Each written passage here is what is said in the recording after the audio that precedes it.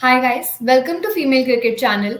आज हम India versus south Africa का जो टूर है उसके बारे में आपको ब्रीफिंग कि उस पूरे टूर में क्या हुआ और उसमें क्या क्या रिकॉर्ड्स बने, क्या क्या माइलस्टोन्स टच हुए, उसके बारे में हम आपको सारा डिटेल देंगे। सो इसी डिस्कशन में हमारे साथ अंकित और जूली हैं। इनके साथ हम आपसे इस पूरे टूर के बारे में जो भी हुआ उस बारे में बात करेंगे। तो जैसा कि आपको मालूम है कि साउथ अफ्रीका का भी इंडिया में एक टूर था जो कि बहुत ही बेहतरीन गया, फैंस के लिए भी, इवन प्लेयर्स के लिए भी, कि काफी एक अच्छा हमें देखने को मिला क्रिकेट। सो 16 को ये स्टार्ट हुआ था एंड 9 को ये कंक्लूड हुआ है। इस पूरे टूर में 3 ओडीआई मैचेस, उसके बाद एक वन ऑफ टेस्ट, फिर उसके बाद एक 3 T20 का सीरीज खेला गया था। तो सारे फॉर्मेट्स का टेस्ट हुआ है इस पूरे टूर में। तो शुरू करते हैं ओडीआई से, जो कि 16 से 23 को स्टार्ट हुए थे, जिसको जो एम चिन्नास्वामी स्टेडियम बैंगलोर में है उसमें ये खेले गए थे। तो फर्स्ट ओडीआई की अगर बात करें तो 16 जुलाई को ये मैच हुआ था, जिसमें इंडिया ने टॉस जीतकर 265 रन बनाए थे एंड साउथ अफ्रीका 122 पे ऑल आउट हो गए। इंडिया 143 रन से जीता था, जिसमें प्लेयर ऑफ द मैच स्मृति मंदाना को मिला था। 117 रन उन्होंने बनाए थे।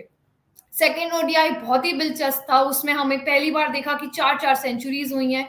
सो उस मैच में बहुत ही एक हाई टोटल का वो मैच था। 19 जुलाई को ये खेला गया था, जिसमें 325 इंडिया ने बनाए थे और south Africa 321, just 4 run short थे। उन्होंने टॉस जीता था पर वो 4 रन शॉर्ट हो गए and player of the match Harmanpreet Kaur को मिला था। उन्होंने 103 नाबाद की एक पारी खेली थी।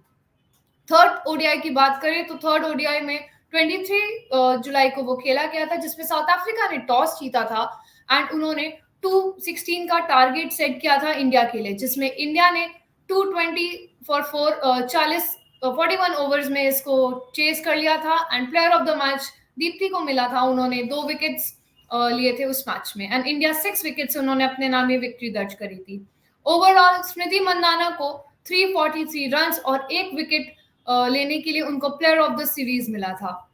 सो Julie, let's start with ODI series. तो इस ओडीआई सीरीज में आपका क्या व्यूज है कि हाउ एक्साइटिंग दैट वाज, क्योंकि हमने देखा कि हाउ इट स्टार्टेड, कि इतना लीड से इंडिया पहले मैच में जीता था कि 143 रन का जो मार्जिन था, उसके बाद देन सिर्फ 4 रन से साउथ अफ्रीका हारे थे, जबकि इतना बड़ा टोटल था। तो उस पर आप क्या कहना चाहते हैं, how it was for you? मेरे ख्याल से एक रोलर कोस्टर राइड की तरह वो था वो ओडीआई सीरीज, क्योंकि जैसे कि आपने कहा जो पहला मैच था 143 रन से जीता और उसके बाद दूसरा मैच केवल 4 रन से ही जीते थे। हालांकि एक हाई स्कोरिंग मैच हमने देखा था, तकरीबन 650 रन उस मैच के अंदर स्कोर हुए थे। बट ओवरऑल अगर हम देखें तो इंडियन पर्सपेक्टिव से वो ओडीआई सीरीज बहुत ही बेहतरीन था, क्योंकि हमें पता है कि इंडिया वो ओडीआई सीरीज तकरीबन 6 महीने बाद खेल रहा था ओडीआई क्रिकेट। तो काफी इंपॉर्टेंट था इंडियन टीम के लिए भी कि एज अ यूनिट कैसे जेल होते हैं वो 50 ओवर्स फॉर्मेट के अंदर। बट बहुत बेहतरीन प्रदर्शन दिया और तीनों मैचेस जैसे कि हमने वो ग्राफिक में भी देखा था, तो तीनों मैचेस में 3 अलग मैच विनर्स थे। तो यही दिखा रहा है कि एक ऑलराउंड एफर्ट बहुत बेहतरीन लगा मुझे इंडियन टीम से। पहले मैच में स्मृति मंदाना की वो सेंचुरी, उसकी वजह से प्लेयर ऑफ द मैच। दूसरे मैच में कप्तान हरमनप्रीत कौर, उन्होंने भी सेंचुरी लगाई, उनको प्लेयर ऑफ द मैच। और तीसरे मैच में दीप्ति शर्मा, जिन्होंने कंसिस्टेंटली तीनों ओडीआईज में दो विकेट्स लिए थे, तो टोटल 6 विकेट्स उनके नाम थे वो तीसरे ओडीआई के वक्त। तो उनको लास्ट मैच में प्लेयर ऑफ द मैच मिला था। तो ये देखकर मजा है कि हर एक मैच में अलग अलग मैच विनर्स थे। जब भी कप्तान को जरूरत थी कोई और या नया मैच विनर उभर के आ रहा था। तो ओवरऑल एक कंप्लीट पैकेज अच्छा था ओडीआई सीरीज के लिए इंडियन पर्सपेक्टिव से। और मुझे लगता है जो बेंगलुरु में वो तीनों मैचेस हुए थे, वो कंडीशंस काफी सूट भी करे इंडियन टीम को, क्योंकि हमें पता है जो प्लेइंग 11 था इंडिया का, स्मृति मंदाना तो हमें पता है कि आरसीबी के लिए खेलती थी डब्ल्यूपीएल में, और बेंगलुरु ही उनका होम ग्राउंड है। और इस सीजन का डब्ल्यूपीएल का फर्स्ट हाफ बेंगलुरु के अंदर ही हुआ था। तो आई थिंक उनके जैसे प्लेयर्स जो भी है, ऋचा घोष, उनको भी काफी मदद हुई वो कंडीशन से। तो आई थिंक ओवरऑल एक अच्छा परफॉर्मेंस था ओडीआई सीरीज में इंडियन टीम का।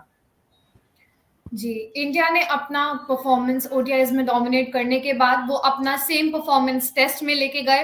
एंड जो नंबर्स की हम बात कर रहे थे कि इंडिया ने इतना बड़ा टोटल जो खड़ा किया था, ओडीआईज में भी इतने रन जो बने थे वो उन्होंने बरकरार रखा। जो 28 से 1 को 4 डे टेस्ट मैच खेला गया था, अब बैंगलोर से चेन्नई वेन्यू शिफ्ट हो गया था। एम ए चिदम्बरम स्टेडियम में ये खेला गया था, जिसमें डे 1 पे इंडिया ने 525 रन बनाए थे।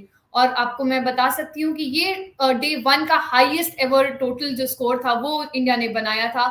साथ ही साथ डे 2 पे इंडिया ने डिक्लेयर किया था 603, जो कि हाईएस्ट एवर इनिंग स्कोर है for a team in women's cricket. फिर उसके बाद साउथ अफ्रीका ने डे 2 पे एक अच्छा प्रदर्शन दिया, उन्होंने कमबैक किया, उन्होंने 236 रन बनाए थे, उनका फिर ट्रेल था 367 रन का। फिर डे 3 पे उनको थोड़ी मुश्किलें हुई थी, वो पहले ही कुछ ओवर्स में आउट हो गए थे उनकी पूरी टीम, एंड मात्र 30 रन वो जोड़ पाए अपने टोटल में। फिर उनको फॉलो ऑन दिया गया था इंडियन टीम द्वारा, जो कि उन्होंने का बखूबी बहुत अच्छा निभाया, एंड 322 रन उन्होंने डे 3 के दिन बनाए थे, एंड ट्रेल थी 105 रन की, जिसको उन्होंने नेक्स्ट डे 4 पे आगे उससे बढ़ के उन्होंने फाइनली 373 का टोटल बनाया, जिसमें 37 रन इंडिया को बनाने थे जीतने के लिए, एंड इंडिया ने वो बिना एक भी विकेट गवाए उन्होंने वो बनाया था। And player of the match उस समय स्नेह राणा को मिला था, उन्होंने 10 विकेट अपने नाम दर्ज किए थे। उन्होंने ये दूसरी महिला बनी थी इंडियन फीमेल जिन्होंने 10 विकेट हॉल लिया था। सो अंकित, मैं आपसे इस टेस्ट के बारे में पूछना चाहती हूँ कि हमने देखा था कि टेस्ट भी बहुत एक्साइटिंग था, जूली ने जैसा बोला रोलर कोस्टर, तो वो डेफिनेटली आई फील उससे ज्यादा ये बुलेट ट्रेन वाली चीज थी, बिकॉज एक ऐसा हुआ कि एक पॉइंट पे लगा कि इंडिया ने इतना बड़ा टोटल खड़ा किया है, देन साउथ अफ्रीका को लगा था कि शायद वो आउट हो जाएंगे, उसके अंदर वो लीड नहीं दे पाएंगे। भले ही कुछ रन की लीड आई, पर वो लीड बहुत इंपॉर्टेंट थी, क्योंकि जब इतना बड़ा जाइंट टोटल था तो आपका एक कॉन्फिडेंस बूस्ट हुआ। सो उसके बारे में आप क्या कहना चाहते हैं टेस्ट के बारे में? Yeah, firstly, hi Prashasti and Julie. And coming to this test, शायद आंकड़े दिखा रहे होंगे कि इंडिया 10 विकेट से मैच जीता, लेकिन शायद उससे बढ़कर टेस्ट क्रिकेट के लिए आई थिंक कोई टेस्ट मैच नहीं हो सकता जो इंडिया और साउथ अफ्रीका ने खेला, बिकॉज 600 रन पहले इनिंग्स में बनाने के बाद शायद मेंस क्रिकेट हो या फिर वुमेन्स, आई थिंक बहुत कम बार होता है कि सामने वाली टीम एक टारगेट देती है। भले वो वैल्यू सेट की बहुत कम टोटल था, लेकिन शायद उसके मायने अलग थे साउथ अफ्रीका के लिए, because they came into this test series after losing 3 one day matches, and वो जो थर्ड इनिंग्स में आई थिंक वो जो 373 रन उन्होंने बनाया, आई थिंक वो भी एक हाईलाइट था, बिकॉज शायद डे 3 या डे 4 में आई थिंक उन कंडीशंस में, खास करके चेपॉक जैसी पिच पे, आई थिंक उतने रन्स बनना शायद आसान नहीं था, जो साउथ अफ्रीका ने फाइट बैक की। In kudos to them, as I said कि शायद एक टेस्ट क्रिकेट के लिए इससे बढ़कर कोई प्रमोशन नहीं हो सकता। ऑब्वियसली साउथ अफ्रीका शायद उस अपने लड़ाई में अपनी थोड़ी सी जीत मान ले, बिकॉज टेस्ट क्रिकेट में I think it's difficult to find a draw as well, and day 4 तक वो मैच गया। इंडिया की batting I think that itself shows कि कितना खूबसूरत मैच था, बहुत सारे रिकॉर्ड्स वहाँ पे भी बने, but I think it was one of those test I think जहाँ पे शायद women's test cricket, I think it was one of the best occasion जहाँ पे बहुत अच्छे से प्रमोट हुआ थ्रू दिस टेस्ट मैच। जी, टेस्ट में एक अलग ही हमें देखने को मिला कि women's test match and even test match जो लोग कहते हैं कि शायद थोड़ा बोरिंग होता है, तो मैं उनसे रिक्वेस्ट करूंगी प्लीज आप जाके हाइलाइट्स देखिए, एंड लिटरली आपको बहुत ये फील होगा कि शायद हम पूरा मैच देखते हैं, because it was full of so much like thrills and बहुत सारा उसमें एंथुसियाज्म था कि हर चीज हो रही थी, जहां लग रहा था कि इतने रन आ रहे हैं, वहां पे विकेट्स भी जा रहे थे, तो it was very thrilling. So continuing to Chennai, T20 Is हमारा लास्ट सीरीज था, जिसमें 3 मैचेस जो चेन्नई में होने थे, जो 5 जुलाई से 9 जुलाई को कंक्लूड हुए हैं। तो फर्स्ट T20 आई साउथ अफ्रीका ने काफी अच्छा टोटल बनाया, उन्होंने 189 का एक स्कोर पे खड़ा किया, जिसमें इंडिया को चेस करना था, उन्होंने टॉस जीता था, पर इंडिया सिर्फ 12 रन से शॉर्ट हो गए। जेमिमा रॉड्रिक्स ने एंड में काफी पारी उन्होंने की, बट वो 12 रन से इंडिया शॉर्ट हुई, एंड तस्मिन ब्रिट्स की वो 81 रन की जो पारी आई, वो प्लेयर ऑफ द मैच बखूबी उनको मिला, क्योंकि उन्होंने फर्स्ट एवर उनका हाईएस्ट वो T20 आई का स्कोर भी था। तो एक अच्छा प्रदर्शन हुआ, एंड साउथ अफ्रीका ने अपनी पहली जीत T20 आईज में रजिस्टर करी। सेकेंड T20 आई जो 7 जुलाई को था, साउथ अफ्रीका ने फिर बहुत अच्छी बैटिंग करी, अच्छी साझेदारियां हमें देखने को मिली थी, 177 फॉर 6 उन्होंने बनाया था, पर रेन की वजह से सेकेंड इनिंग्स हो नहीं पाई एंड वो मैच अबैंडन हो गया। बट फैंस को निराशा नहीं हुई, क्योंकि थर्ड T20 आई हमने देखा कि बहुत ही थ्रिल हुआ, जो 9 जुलाई को खेला गया था, जिसमें साउथ अफ्रीका 84 रन पे आउट हो गए। इंडियन बॉलर्स का बहुत अच्छा दबदबा था, पूजा वस्त्रकर एंड राधा यादव, उन्होंने 4 विकेट और 3 विकेट रिस्पेक्टिवली लेकर साउथ अफ्रीका की पारी को रोका, एंड इंडिया ने बिना किसी विकेट को गवाए 11 ओवर्स में ये 88 रन उन्होंने बना दिए, एंड ये टारगेट चेस कर लिया। इंडिया 10 विकेट से उनको ये जीत हासिल हुई, और पूजा वस्त्रकर जिन्होंने थर्ड T20 आई में 4 विकेट लिए थे, उनको प्लेयर ऑफ द मैच, साथ ही साथ उन्हें प्लेयर ऑफ द सीरीज भी मिला क्योंकि उनके नाम 8 विकेट दर्ज थे। उन्होंने पहले दोनों T20 आईज में 2-2 विकेट्स लेकर एंड लास्ट में 4 विकेट लेकर ये जो डिजर्विंग खिताब था वो उनको मिला। So Julie, T20 I series was the only series जो इंडिया ने नहीं जीती, पर उन्होंने लास्ट मैच जीत कर भी उसको इक्वल कर दिया।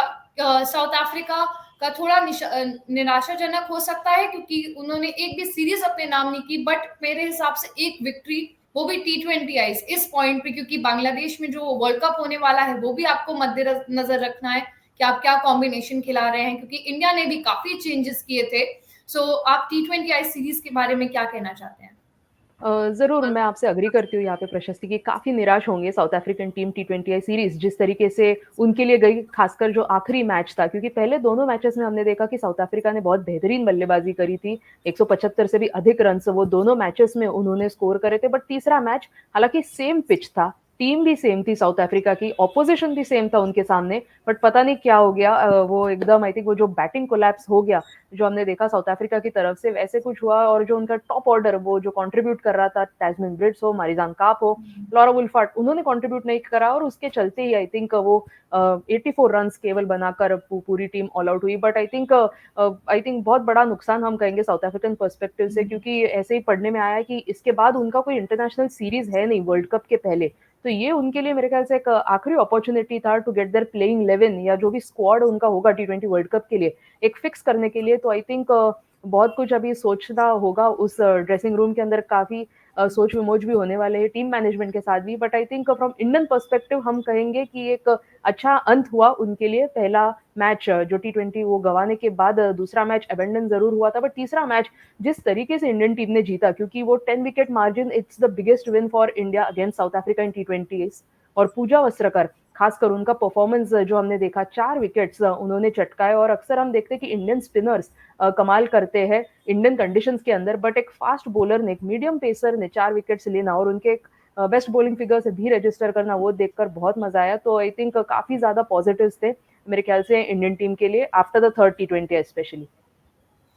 Yeah, definitely it was a very good commendable performance by Pooja Vastakar. उन्होंने ये चीज प्रूव करी कि उनकी कंसिस्टेंसी हमें देखने को मिली throughout the T20 I series. उन्होंने हर बार विकेट्स लिए एंड उन्होंने इंडियन टीम के लिए वो विक्ट्री लेके आए जो कि इस समय बहुत इंपॉर्टेंट थी to level up the series. So अब हम बात करते हैं, हमें देखने को मिला कि हर फॉर्मेट में एक एक डेब्यूटेंट आया था। तो let's talk about the debutantes.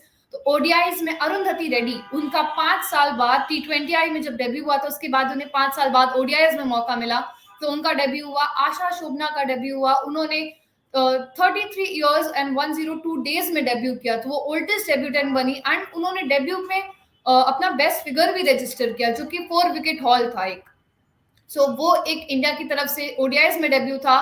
Mic the rider जो कि एक विकेट कीपर है, उन्होंने साउथ अफ्रीका की तरफ से डेब्यू किया। फिर टेस्ट में इंडिया का कोई डेब्यू नहीं था, पर साउथ अफ्रीका में एनेरी डक्सन ने उन्होंने डेब्यू किया था एंड टेस्ट में उमा छेत्री का डेब्यू हुआ था, माफी चाहूंगी, और T20 आईज में उमा छेत्री का डेब्यू हुआ था। जब ऋचा घोष को चोट लग गई थी तो उनकी जगह उमा छेत्री ने डेब्यू किया था। सो ये हमारे सारे 5 डेब्यूटेंट्स थे।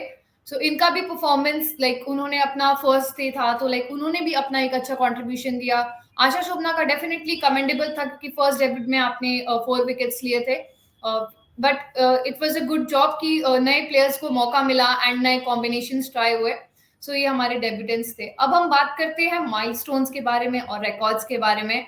तो हम बात करते हैं कि second largest margin of wins जो इंडिया ने अभी रिसेंटली जो ओडीआईज में थी वो उन्होंने रजिस्टर करी थी। सो वो हमारा फर्स्ट रिकॉर्ड था। उसके बाद हमने देखा सेकंड ओडीआई में फर्स्ट इंस्टेंस था जब 4 लोगों ने सेंचुरी मारी थी। हमने देखा स्मृति मंदाना ने 136 बनाए, लॉरा वुल्फार्ट के बल्ले से 135 नॉट आउट आया था, मारिजान कैप ने 114 बना के वो आउट हुई थी, वो काफी क्विक उन्होंने उस समय बनाया था। एंड हरमनप्रीत कौर, उन्होंने भी 103 बनाए थे 88 बॉल्स में। सो ये एक हमारा फर्स्ट इंस्टेंस था जब हमने देखा कि 4 लोगों ने एक ही मैच में सेंचुरी बनाई थी। फिर highest ODI score by India on Indian soil भी उसी दिन रजिस्टर हुआ था। 325 फॉर 3 का जो एक स्कोर था वो इंडिया ने खड़ा किया था। फिर second highest fourth wicket partnership भी ओडीआईज में साउथ अफ्रीका के खिलाफ साउथ अफ्रीका के लिए हमने देखी कि लॉरा वुल्फार्ट और मार्जान कैप दोनों ने जो 184 रन की जो साझेदारी बनाई थी वो भी उसी दिन मैच में हुआ था। साथ ही साथ second innings total in women's ODI वो भी साउथ अफ्रीका ने बनाया था 321, जो वो 4 रन से शॉर्ट हो गए थे, तो वो सेकंड इनिंग्स का जो टोटल था 321 का वो साउथ अफ्रीका ने बनाया था। एंड ऐसा भी हुआ है कि लाइक 300 प्लस रन्स भी लूजिंग कॉज में अगर बने हैं तो वो एक बहुत एक मतलब रिकॉर्ड जो आदमी नहीं चाहेगा, तो वो शायद साउथ अफ्रीका के खेमे में गया है कि 3 बार हिस्ट्री में ऐसा हुआ है कि 300 प्लस का रन्स बने हैं, लेकिन वो लूजिंग कॉज में बने हैं, वो विक्ट्री से कुछ ही रन शॉर्ट हो गए। बट इससे पता चलता है कि साउथ अफ्रीका में वो विनिंग स्पिरिट थी, उन्होंने वो चीज टोटल देख के वो घबराए नहीं एंड उन्होंने अपना पूरा परफॉर्मेंस दिया। एंड 3 बार ऐसा साउथ अफ्रीका के साथ हुआ है। एंड इंडिया की जो विक्ट्री थी, जो 4 रन की मैं बता रही हूँ आपको, वो ओडीआई सीरीज उन्होंने क्लीन स्वीप करी थी, 2 साल बाद ऐसा हुआ। साथ ही साथ हाईएस्ट एवर डे 1 स्कोर अगर हम टेस्ट में जाते हैं तो वो इंडिया ने, जो मैंने आपको पहले भी रिकॉर्ड बताया 525 का, वो इंडिया ने रजिस्टर किया था। सो ओडीआईज की बात करी, टेस्ट की बात करी। सो जूली, एक क्विक आपसे बीच में बात कर लेते हैं कि ओडीआईज के इतने रिकॉर्ड्स के बारे में मैंने डिस्कस किया, आप उन ओवरऑल रिकॉर्ड्स जो कि हमने देखा टीम वाइज जो हुए उस पर आप क्या कहना चाहती हैं?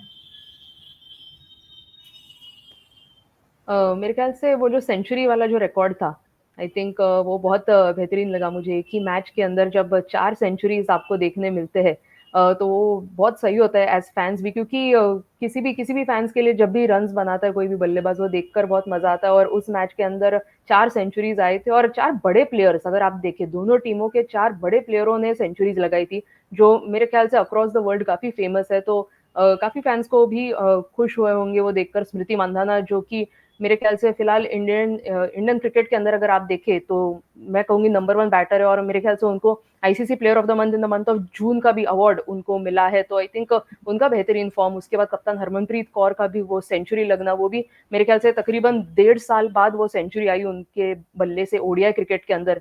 2022 में कुछ इंग्लैंड के खिलाफ उन्होंने सेंचुरी लगाई थी, तो उनके लिए भी काफी दिनों बाद या महीनों बाद हम कहेंगे एक सेंचुरी आई थी। उसके बाद कप्तान लॉरा वुल्फार्ट, उन्होंने I think she was also leading from the front in the run chase, under pressure थी, ओपनिंग कर रहे थे, एक अच्छी इनिंग्स उनके बल्ले से। और उनके साथ मारिजान काब, जो एक वेटरन है, हम कहेंगे बहुत ज्यादा अंतर्राष्ट्रीय अनुभव भी रखती है, तो उनके भी बल्ले से सेंचुरी आई। और एक वक्त लगा कि शायद वो साउथ अफ्रीका को अक्रॉस द लाइन भी लेकर जाएंगी, बट वो आखिरी ओवर जो पूजा वस्त्रकर ने करा और 11 रन डिफेंड हुए उस मैच के अंदर, उसके चलते आई थिंक वो century, I think it went in vain, दोनों की सेंचुरीज। बट आई थिंक मेरे लिए ये रिकॉर्ड बहुत सही लगा मुझे।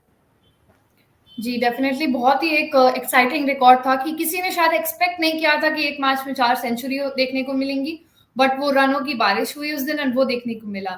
सो टेस्ट में मैं बात कर रही थी कि हाईएस्ट एवर डे 1 का स्कोर हमने देखा 525 का बना, फिर हाईएस्ट इनिंग्स टोटल भी इंडिया ने अपने नाम वो रजिस्टर किया था, वो 603 का जो इंडिया ने स्कोर खड़ा किया, वो भी हाईएस्ट एवर था इन इन वुमेन्स क्रिकेट। फिर India recorded the third highest innings lead, वो 347 की जो लीड थी वो थर्ड हाईएस्ट इनिंग्स लीड थी जो इंडिया ने अपने नाम दर्ज करी थी। फिर इस वन ऑफ टेस्ट में हमने ये देखा कि जॉइंट मोस्ट हंड्रेड्स भी हमें देखने को मिले, 4 हंड्रेड्स इसमें भी आए थे। शेफाली वर्मा ने 205 बनाए, स्मृति मंदाना ने 149, लॉरा वुल्फार्ट 122 एंड सुनीलीज 109। सो ये इंस्टेंस भी हमें देखा कि जॉइंट बार ऐसा दो बार ऐसा हुआ है, 2 दफा कि 4 लोगों ने सेंचुरीज बनाई हैं। फिर टेस्ट मैच में हाईएस्ट सेकंड हाईएस्ट एग्रीगेट भी इसमें हुआ, जिसमें 1279 का एग्रीगेट इंडिया और साउथ अफ्रीका ने बनाया था। फिर south Africa recorded the highest aggregate जो 639, जो उनकी दोनों इनिंग्स थी, वो उनका हाईएस्ट एवर रिकॉर्डेड एग्रीगेट बना इंडियन सॉइल पे एंड इवन अगेंस्ट इंडिया भी। एंड साउथ अफ्रीका ने हाईएस्ट इनिंग्स टोटल जो कि उनका था वो 373 का, जो उन्होंने सेकंड इनिंग्स में अपनी बनाया था, वो हाईएस्ट एवर फॉर देम था। फिर इंडिया रिकॉर्डेड 6 विंस, जो कि 3 हम देख सकते हैं कंसेक्यूटिव थी इन द लास्ट 8 टेस्ट। फिर south Africa fourth highest team total भी उन्होंने वो 189, अब हम T20s की बात कर रहे हैं तो साउथ अफ्रीका ने फोर्थ हाईएस्ट टीम टोटल जो 189 का था वो उन्होंने अगेंस्ट इंडिया बनाया था। South Africa women recorded the highest ever score by team in T20Is. Men's हो या वुमेन्स हो, चेन्नई में ये 189 का जो हाईएस्ट एवर रिकॉर्ड था जो साउथ अफ्रीकन वुमेन ने बनाया। और उसी में ऐसा हुआ कि अयोबोंगा खाका जो कि फास्ट बॉलर है उनकी, उन्होंने 50th विकेट अपना दर्ज किया था और वो चौथी प्रोटीज बॉलर बनी थी जिन्होंने ये फीट अचीव किया था। साथ ही साथ पूजा वस्त्रकर की हम इतना उनकी चर्चा किया है, उन्होंने भी 50 T20 आई विकेट्स अपने नाम दर्ज किए और वो थर्ड यंगेस्ट बनी पेसर फुल टाइम नेशंस में, और सेकंड इंडियन पेसर बनी जिनका बेस्ट फिगर ये 4 विकेट हॉल और थर्ड जस्ट फॉर 13 रन का उन्होंने बनाया। और साथ ही साथ most wickets by any Indian in a 3 T20 bilateral series, वो भी पूजा वस्त्रकर के नाम दर्ज है। तो काफी रिकॉर्ड्स हमें देखने को मिले T20 आईज और टेस्ट में। तो अंकित, इसमें आपका सबसे ज्यादा फेवरेट कौन सा रिकॉर्ड था?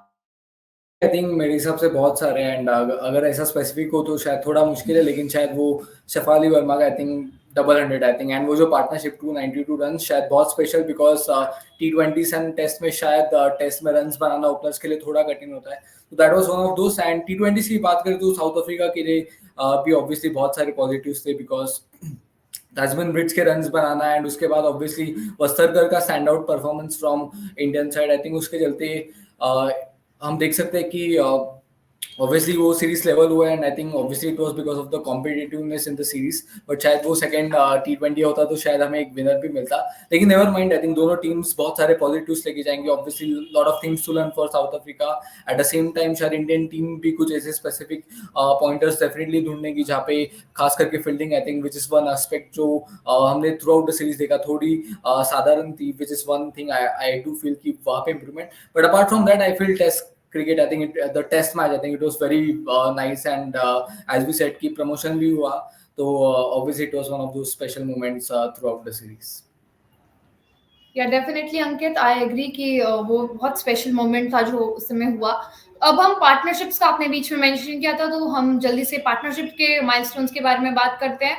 तो मोस्ट पार्टनरशिप्स रन्स स्मृति मंदाना और शेफाली वर्मा ने ओवरऑल फॉर एनी विकेट वो 831 रन्स उन्होंने बनाए, वो साझेदारी उनकी रिकॉर्ड्स में दर्ज हो गई है।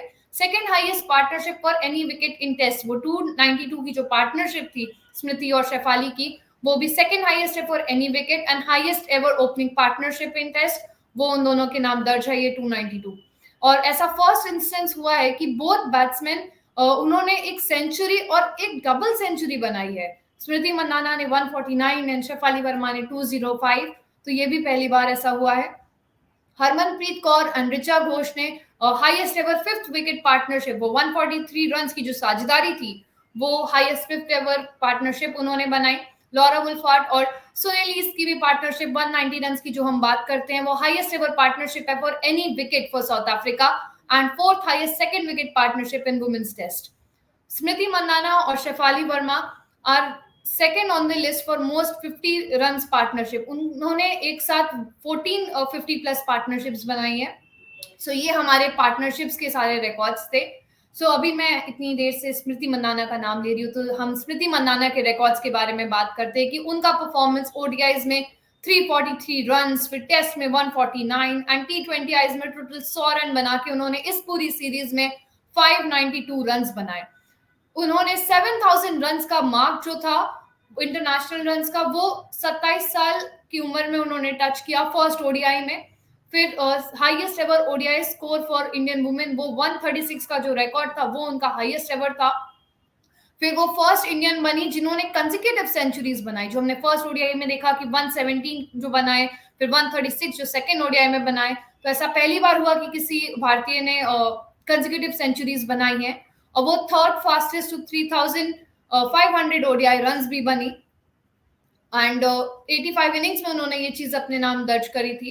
And most runs in 3 bilateral series, वो 343 रन्स जो हैं वो उन्होंने मोस्ट रन्स बने। उन्होंने टामी ब्यूमॉन्ट का 342 को उन्होंने ओवरकम किया, एंड उन्होंने 343 रन्स रजिस्टर करे। वो जॉइंट मोस्ट हंड्रेड्स भी, जो 700s की हम बात कर रहे हैं, वो इस समय वो इक्वल रिकॉर्ड पे है मिथाली राज के साथ, and she became the only third to score 100 and claim a wicket, जो हमें एक नई चीज देखने को मिली थी सेकेंड ओडीआई में कि उन्होंने एक विकेट भी लिया था, प्लस उन्होंने एक शतक भी बनाई थी। तो वो हमें वो तीसरी बनी थी। हरमनप्रीत ने पहले बांग्लादेश के खिलाफ लिया था 2013 में, दीप्ति शर्मा ने आयरलैंड के खिलाफ ये चीज की थी 2017 में, तो वो हमें देखने को मिला स्मृति मंदाना द्वारा। फिर 50th half century in white ball format, उन्होंने ओडीआईज में जो अपनी सेंचुरी हाफ सेंचुरी बनाई थी, वो 90 रन की जो पारी आई थी उससे उनकी वो 50-50 हाफ सेंचुरी उनकी बनी थी। And Smriti Mandhana become second fastest Indian to 500 test runs. उन्होंने शेफाली वर्मा और संध्या अग्रवाल के बाद वो सेकंड फास्टेस्ट बने। Then Smriti Mandhana registered highest ever test score as well. उन्होंने सेकंड ओडीआई माफी चाहती हूँ, उसमें 136 उन्होंने बनाए थे, वो उनका हाईएस्ट एवर इंडिविजुअल स्कोर था, जो कि उन्होंने टेस्ट में बीट करके 149 उन्होंने बनाए। स्मृति मंदाना इकलौती इंडियन बनी to score a century in both home and away test and T20 and ODIs as well. Smriti Mandhana ने टोटल 592 रन्स बनाए, जो मैंने आपको पहले मेंशन किया था। एंड उन्होंने जो पहले 7000 रन्स बनाए थे, उन्होंने उसको भी बीट करके 7500 इंटरनेशनल रन्स बनाए। सो स्मृति मंदाना का परफॉर्मेंस ओवरऑल बहुत ही डोमिनेटिंग रहा। सो जूली, स्मृति मंदाना के परफॉर्मेंस के बारे में आप क्या कहना चाहते हैं कि आपने क्या ऐसा एक्सपेक्ट किया था कि मे बी वो इतना डोमिनेंट परफॉर्मेंस देंगी, क्योंकि she has been consistent throughout every format, white ball हो, लॉन्ग फॉर्मेट हो, शॉर्ट फॉर्मेट हो। उन्होंने बाकू भी एक ओपनर का एक अच्छा रोल निभाया एंड उन्होंने इतना अच्छा परफॉर्म किया, तो उस पर आप क्या कहना चाहते हैं?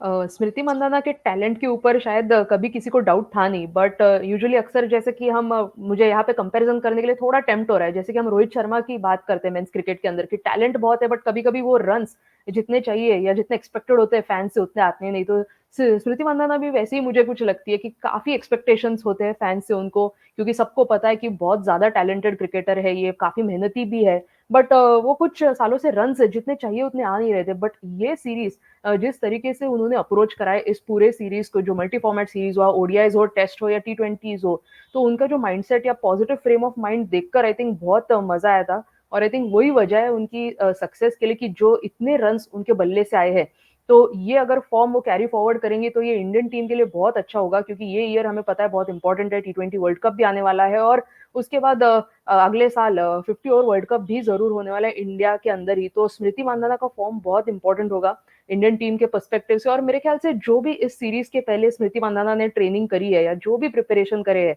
या शायद जो भी प्री मैच रिचुअल हो या सुपरस्टिशन हो, आई थिंक उनको वो फॉलो करना चाहिए, क्योंकि एक अलग अलग ही रूप से उतरी है वो, मुझे लगता है। क्योंकि किसी भी बल्लेबाज के लिए आसान नहीं होता है back to back ODI centuries लगाना, खासकर एक ओपनिंग बैटर के लिए काफी डिफिकल्ट कंडीशंस भी होते हैं। बट उन्होंने जिस ईज के साथ बल्लेबाजी करी है, जो आसानी हमें दिखी है, जो एफर्टलेस था उनका अप्रोच, वो बहुत ही बेहतरीन लगा था। और आई थिंक वो अक्सर क्रिकेट के अंदर कहते हैं कि आई थिंक 27 to 32 ये age, I think that is the most productive. ये एज में अगर आप जो क्रिकेटर होता है उस एज में सबसे ज्यादा रन आते हैं। मेरे ख्याल से विराट कोहली का भी वैसा ही कुछ पीक पीरियड था और स्मृति मंदाना का फिलहाल वही चल रहा है। कुछ ही दिनों में उनका जन्मदिन भी आने वाला है, 18 जुलाई को वो 28 साल की भी होने वाली है। तो ये आई थिंक उनका वो परफेक्ट प्रोडक्टिव एज चल रहा है मुझे आई थिंक, और उनको वो पूरी तरीके से कैपिटलाइज करना चाहिए।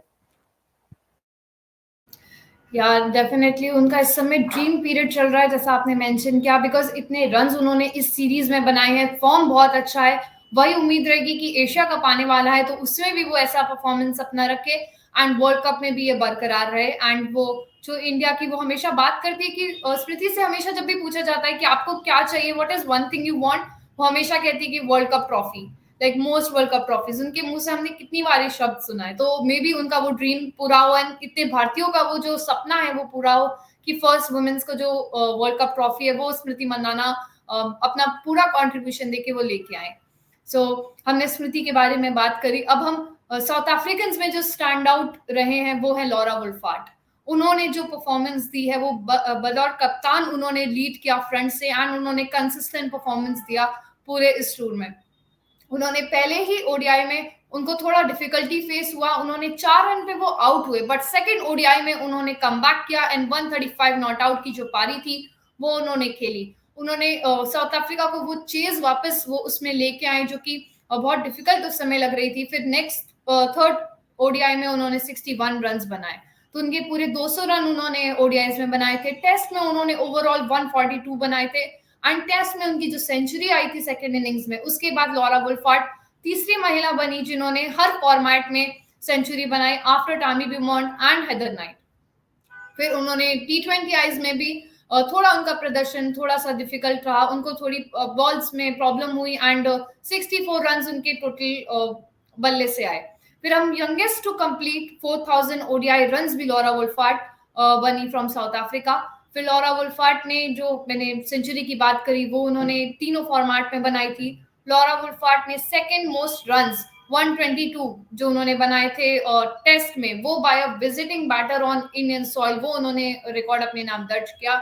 एंड लॉरा वुल्फार्ट ने 6000 इंटरनेशनल रन्स इस सीरीज में बनाए थे। स्मृति मंदाना ने 7500 international runs and Laura Wolvaardt ने 6000 इंटरनेशनल रन्स बनाए थे। वो सेकेंड यंगेस्ट बनी to do such thing and third fastest 166 innings Meg Lanning के साथ उन्होंने ये 6000 इंटरनेशनल रन्स उन्होंने अपने थर्ड T20I में पूरे करे। सो ओवरऑल अंकित, मैं आपसे लॉरा वुल्फार्ट की परफॉर्मेंस के बारे में जानना चाहती हूँ कि उन्होंने as a leader, as a opener, as a batter, ये तीनों रोल्स उन्होंने बखूबी निभाए एंड उन्होंने फ्रंट में लीड किया जहां लग रहा था कि साउथ अफ्रीका की पारी शायद ढीली पड़ सकती है, बट उन्होंने स्टेप आउट करके उन्होंने परफॉर्म किया। सो उनके ओवरऑल प्रदर्शन पे आप क्या कहना चाहते हैं? देखिए, पहले मैच में बहुत जल्दी आउट हुई थी, लेकिन आई थिंक उसके बाद एक चीज़ जो थ्रू आउट द सीरीज देखने मिली कि बहुत जल्दी से अपने गलतियों को सुधारा है। जैसे फर्स्ट वनडे में भी आउट हुई, उसके बाद सेंचुरी है, फिर एक अर्धशतक। टेस्ट में भी पहले इनिंग्स में बहुत जल्दी आउट हुई थी, लेकिन उसके बाद एक बहुत बड़ा शतक आया एंड आई थिंक बहुत कुछ चीज़ें सीख के जाएंगी बिकॉज अभी अभी कप्तान भी बनी है। एंड एज यू मेंशन कि ऑल फॉर्मेट अब इनके पास सेंचुरी है, वो भी हाल ही में ही आई थी, बहुत ज़्यादा वक्त नहीं हुआ है, तो एक साल के इर्द गिर्द बहुत सारे रिकॉर्ड्स अपने नाम एंड काफ़ी यंग है and I am pretty sure कि आने वाले कुछ वक्त में आई थिंक बहुत सारे रिकॉर्ड्स तोड़ेंगी बिकॉज आई थिंक वो प्रतिभा इनकी खेल में हमें देखने डेफिनेटली मिलती है। उम्मीद करेंगे कि खास करके वर्ल्ड कप में इट विल बी इंटरेस्टिंग कि कैसे लीड करेंगी at this shorter format and hopefully शायद वो जो साउथ अफ्रीका को जो बहुत टाइम से वर्ल्ड कप जो जीता नहीं है टीम ने, शायद she can be those answers जो साउथ अफ्रीकन टीम शायद खास करके उनके fans going back into their nation जो बहुत वक्त से ट्रॉफी के लिए वेट करे, शायद हमें वो आने वाले कुछ सालों में या फिर खास करके इस साल में ही देखने मिल सकते हैं। सो ये हमारे माइलस्टोन्स थे, ये हमारे स्टैंड आउट प्लेयर्स थे, ये हमारे सारे रिकॉर्ड्स जो भी बने इस पूरे एक रोलर कोस्टर टूर में, वो हमने आपको बताए हैं। सो दर्शकों, मैं आपसे रिक्वेस्ट करूंगी, आप हमें कमेंट सेक्शन में बताइए आपका फेवरेट माइलस्टोन या आपका फेवरेट मोमेंट इस पूरे सीरीज में क्या था। इंडिया ने डोमिनेट किया, वो आपका फेवरेट था, या फिर जो जूली का फेवरेट था कि 4 ओडीआई सेंचुरीज जो एक मैच में आई थी, वो आपका फेवरेट था। सो हम रियली क्यूरियस है कि आप बताएं कि क्या बेस्ट मोमेंट था इस पूरी सीरीज में। एंड हमारे चैनल के साथ बने रहिए, हम आने वाला एशिया कप भी इसी चैनल पे कवर करेंगे एंड साथ ही साथ सारी जो भी सीरीज होती हैं वो भी हम यहीं पे कवर करते हैं। एंड हमारा जो वेबसाइट है उस पर आप विजिट करके सारे लेटेस्ट आर्टिकल्स, न्यूज और अपडेट्स उनको आप उससे वाकिफ हो सकते हैं। So thank you guys for watching.